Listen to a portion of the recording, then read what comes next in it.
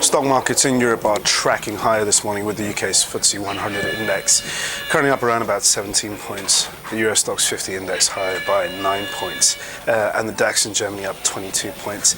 The US stock futures also trading firmer. The Dow Jones Industrial Front Month futures contract is up about 45 points, and the corresponding S&P 500 contract is up around about 4.5 points.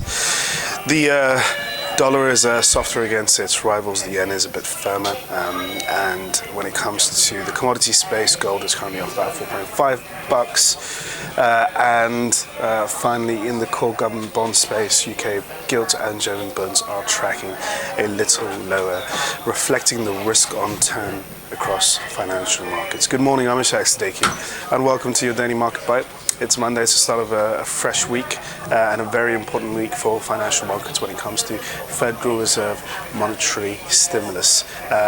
Now, the reason why we are higher is because we had a record finish on the S&P 500 on Friday. Overnight in Asia, we had a better performance out of Asian share markets. Now, we have to remember that Asian markets are one of the biggest beneficiaries of easy Fed money over the years. So QE really propped up Asian markets in the last few years. So the fact that we are now reaching a consensus across the market that the Federal Reserve is likely to delay tapering until at least March 2014 is really helping the risk turn across global equities, particularly Asian markets, and then into the European session this morning.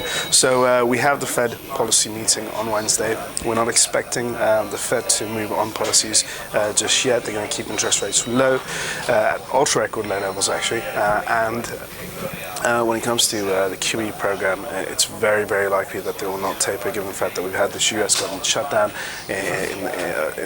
this month, and at the same time we are also seeing poor economic data out from the US, which suggests that the US economy is still somewhat fragile. The payrolls data was weaker than expected on the headline front, but a little better on the unemployment rate, dipping a bit lower to 7.2%. Nonetheless, investors do see this as a bit of a mixed bag report coming out from the US labour market, suggesting that momentum still remains slow. So for that reason, investors do feel that they can take a bit of risk this morning ahead of the FOMC meeting. We've got two bigger data points from the US later on, industrial production and pending home sales. They should give us a bit more direction going into the rest of the week.